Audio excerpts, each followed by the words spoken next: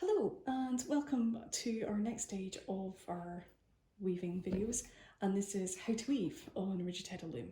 So what we've got here, we've got our shacked 10-inch cricket Rigid Heddle Loom that we warped up in the Learn to Warp Up video, and it's warped up and ready for our snow flurry cowl pattern that you can see here, and we are going to get this ready to get weaving on. So as you can see, all the warp yarns that are on the loom, they go down into V's as the bundles are tied onto the apron rod at the front. Now you don't want to weave in this section here because the V shape will stay in the cloth. You can sort of finagle it out, but it's better to weave a bit further on. So if you were going to weave a scarf or anything else normal, then what we do is we just wind it on a bit. So release off the break at the back of the loom and just put some slack into there, and then what you do is you just wind it onto the front. Just a bit more loose right there. So I kind of cheat a bit when I do it. Remember, these videos are just my method and how I use these things. I would start weaving, if I was doing a scarf or anything else, I would start weaving about here at this section on the loom, and that would work out fine, and it would be nice and balanced. You can see as I pull the heddle down, all the threads are split out in an even way. But as we're doing the cowl pattern, this requires you to weave on a big section at the front unwoven, because you'll be using this warp thread at the end of the cowl as the weft. So that will be explained in another video on how that works. But we will just be winding on now for the rest of the cowl pattern. So it's about 14 inches you need to weave on. So I have my handy wrist ruler here, and I'm just going to take that up. So it's about up to where the heddle is, to there. So first of all, remember, I am just going to get a bit of paper ready to wind onto the front.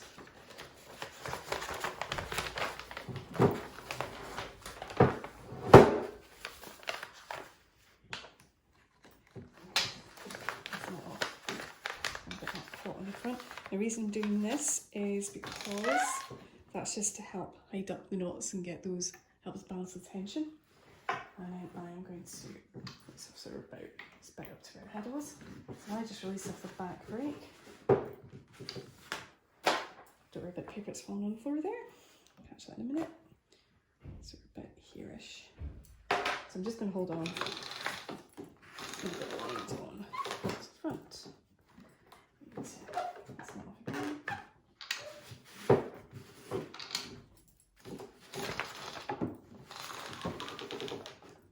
There, just got a little bit more to go. So that's this. That's right there. Now it doesn't have to be exact, as long as you're roughly in that position, you'll be okay. So as if we've got lots of wound onto the front there, and we'll use that again later. So we shall come back to that. So we're now ready to get weaving, start weaving on the warp. So what we need to weave for weaving is a stick shuttle.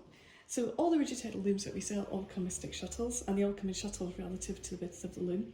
You can get longer shuttles, you can get shorter shuttles, but they are really, really good and useful for weaving with. You might occasionally need a boat shuttle. I've used it recently just because I was weaving very fine yarns, and you need a slim boat shuttle, but to be honest, stick with the stick shuttles. You'll be fine with getting going with them, as they're really easy to use.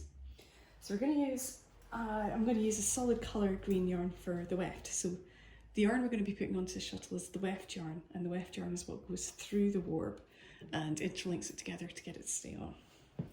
So we find the end of the yarn, which we've got here, and we just put the end of the yarn between the two prongs on the shuttle, and then to help fix that in so it doesn't flap about too much, just do a little figure of 8 across the top of the shuttle. I'll do another one just to help keep it in. So that just helps it keep it locked in there and it's nice and happy. And then what we're going to do now, we're going to do a figure of 8 down the side of the shuttle. So all the yarn's going to be wound along the side of the shuttle, and that just helps for when you're weaving. It gives you sort of nice style. It's better than winding it in the middle. So what to do, you just bring your yarn, it's sitting at the back there, bring it down to the front. So you can see it's going diagonally across. you do the same again. So it's sitting at the back, you just bring it to the front. So you've got an X shape going down the side of the shuttle. So we just keep doing that. Just keep moving it to the front and put it in through the prongs. And watch your yarn doesn't go flying off anywhere, which it's going to do now.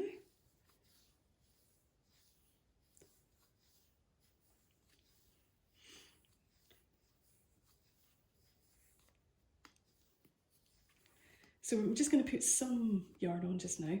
If you were weaving same colour all the way through, you'd put quite a bit on, but I'm just going to put a little bit on here just to get started and so we can show what you're doing. So once you've got some on, all you need to do is just break the yarn. Obviously scissors are quite a good thing, but weaver strength helps for breaking yarn. And that's the shuttle ready to go. So get the loom set up again. So get it resting on the table and on your lap.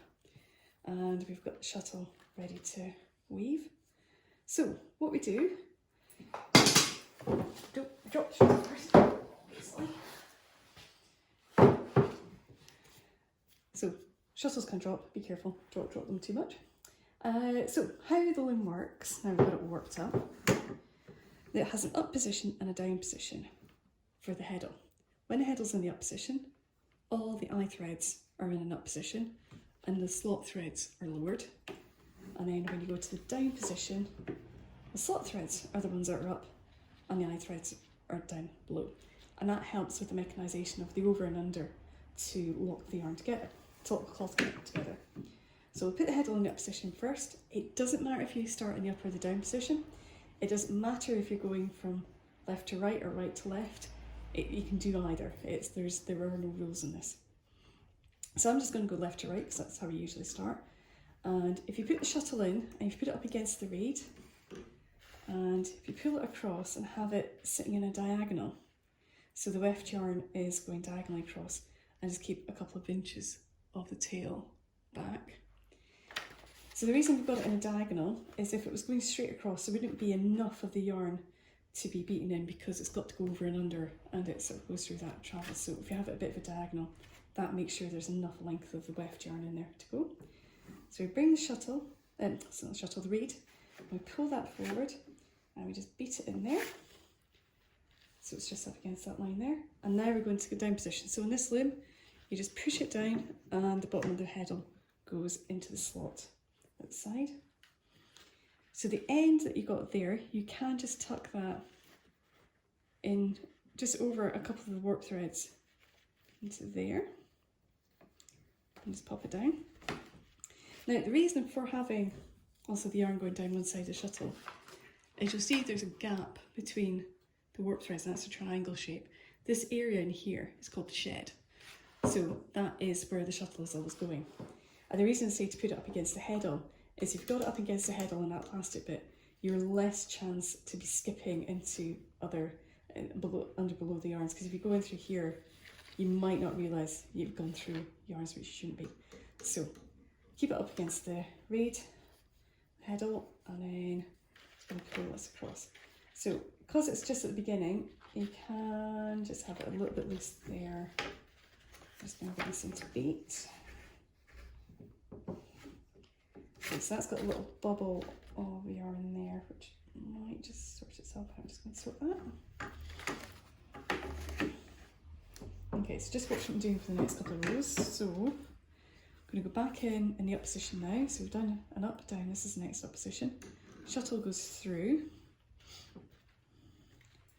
And then you just want it to just catch the outermost warp thread there. Pull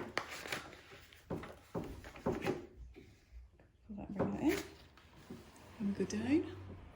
It's a bit more. So I'm going to put that across.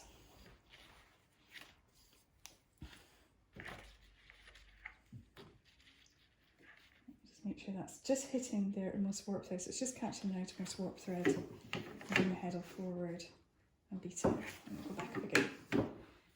So the mistakes that most people usually make at the beginning, which I did, everybody else does. So we're going to put it through to get a nice edge. you just bring the yarn across. It's just starting to pull on that outermost warp thread there. And then again, have the yarn at a bit of an angle, pull the heddle in. Now if you think that's looking a bit too loose, you can just go back up again and you can just adjust it so it's looking a little bit tighter, and then beat it in. And then we're going to go down. This side A is going to sort itself out.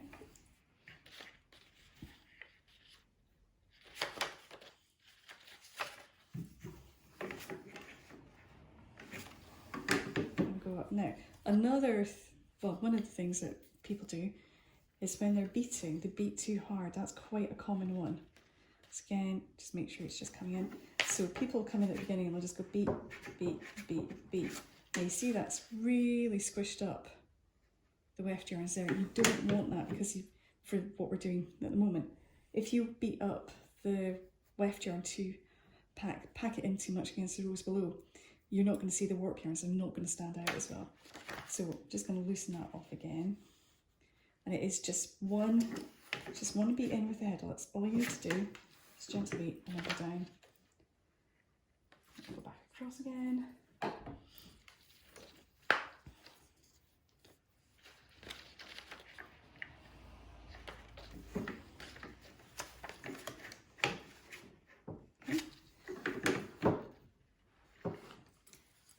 Then another common mistake people do, you notice I keep putting the shuttle down every time I am bringing the heddle forward.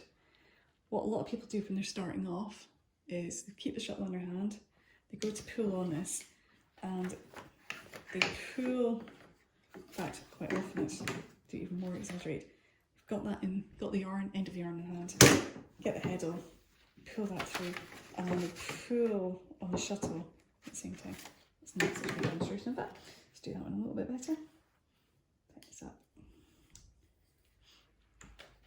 So pulling on the shuttle, so you see that's already starting to pull in on that side, and then sort of pulling across, and what that's done is that's brought in the edge too much. So that's, if you've got really tight edges, it's usually because you are pulling on tension on the shuttle as you're going along. Don't do that. Try and, because I have at the beginning, just pop it down the shuttle, bring the heddle forward and beat in. Go down.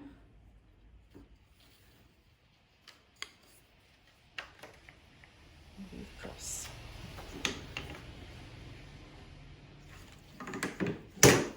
Oops.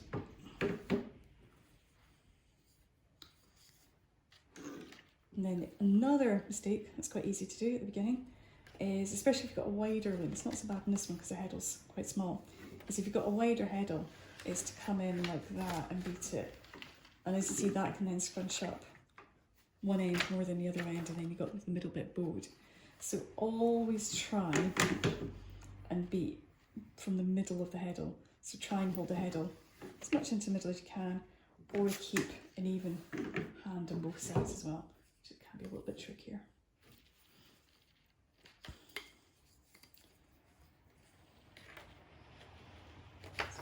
Going. Just going to leave it for the yarn and the shuttle. As I say, so it's just, your edges will take time to get right. It's a feel thing, it's not a perfection thing. The biggest tool to get your edges right is you. It's you just taking time and just keeping an eye on them as you go. And don't get stressed by it at the beginning. They will look wonky until you've kind of got the idea of how it goes. And then as you weave on, they will get straighter and better as well. It is just practice. Practice always makes a big difference with these things.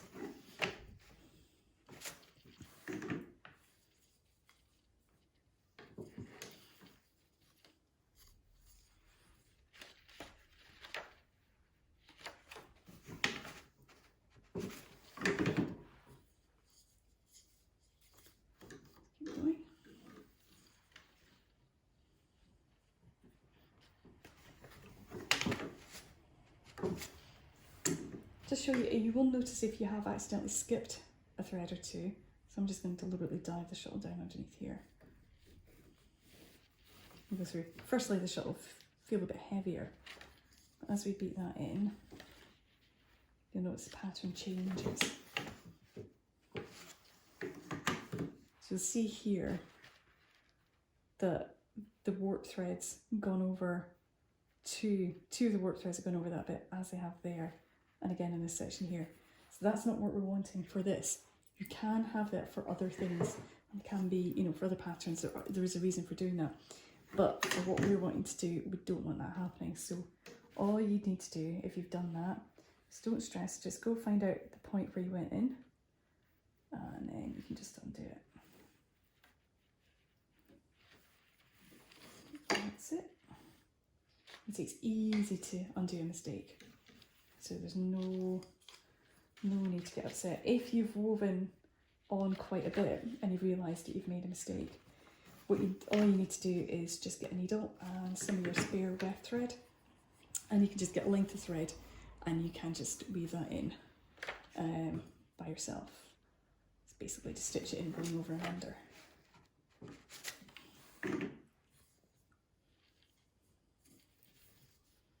Just realising once you can get a bit of cloth woven on, you can also just rest the shuttle down there.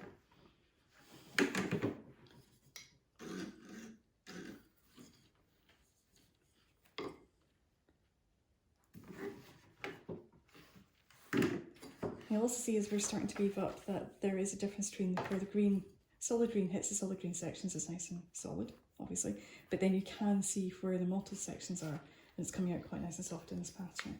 This is where weave is great because you can get such differences when the warp and the weft interact together.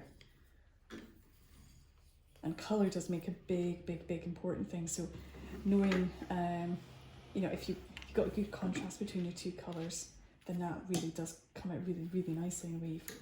And to check the contrast, there's a blog post, one of the free patterns on our website, on how to check the contrast and tones, just using black and white filter in your camera, and you'll be able to see which, if they stand out between each other in black and white, then they'll work well in weave.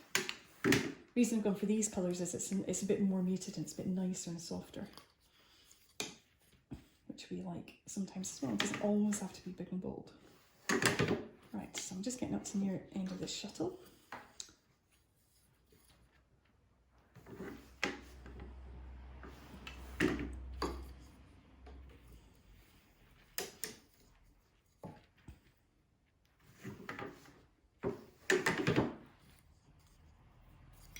So I'm going to show you now how to add in yarn as you finish up a shuttle, or if you wanted to change colours, it works in the same way.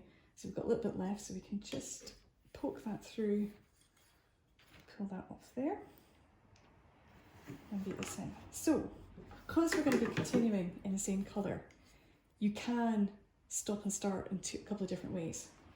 So one of them, using my shuttle that I prepared earlier, if you're going to use two different colours, what I'd recommend is you finish the end off on the next row by just again popping it through the warp threads, sort of popping it through the shed over a couple of warp threads to the back, and then you start your next shuttle, leave a tail, beat it up, and then pop it through that side. The reason for doing it at opposite sides is if you do a lot of short, sharp colour changes, then if you've got all the joins being on one side, it is going to start bowing the fabric. So if you've got two different colours, it's better to start them at either side. However, if you have the same colour, you can do it a little bit differently. Just undo this. So you can poke through where a bit length of roughly where it's going to end up, just going through the warp to where you need it to be. So as long as, sorry, it's the length that you can manage out to, so to about there, and then put the end through the warp that way, so that's sitting in there like that. And then you start your other shuttle, and then you can just make sure they kind of overlap for about 1 inch. So it's about 4 lower warp threads there. So you can see that one's, they're overlapping there, going through, and then just beat it in. And if you're just using the same colour, that's a really good way to do a join because it does stay nicely hidden. And then that's you got it locked in, and then you can weave in a bit further. So I'm just going to do a little bit more, and then I'll show you how to wind on.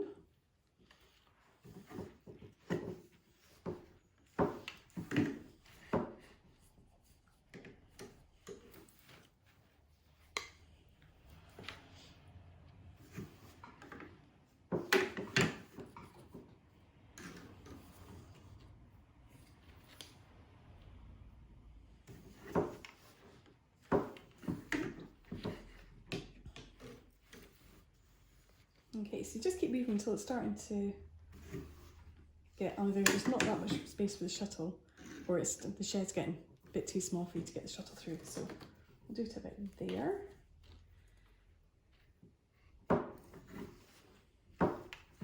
Okay, so what we're going to do now, we're going to wind on the cloth onto the cloth beam, and we'll loosen off the warp to get that going. So again, we're just going to lift this up a bit, you can see.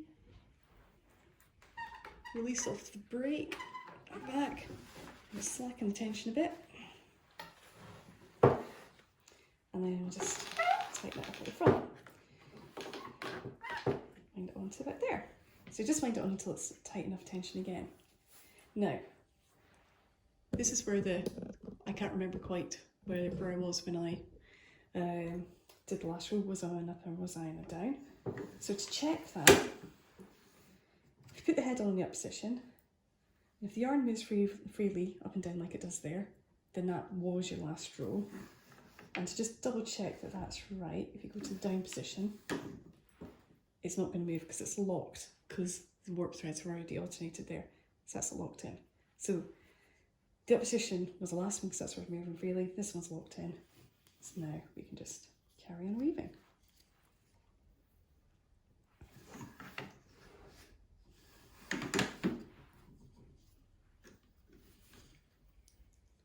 Keep going. So I hope that helps on the basic bits of how to weave and how to get going with your Rigid Heddle Loom. If you've got any questions, do let us know and put them in the comments below. Or also go into Weft Blown Cloud and join in our Weave Alone group or What You Weave in groups there too. And I hope you've enjoyed this. I hope it's made some sense, and do look out for other videos where we'll be showing you how to finish off this cowl pattern. Will be a different video, and many more fun things too.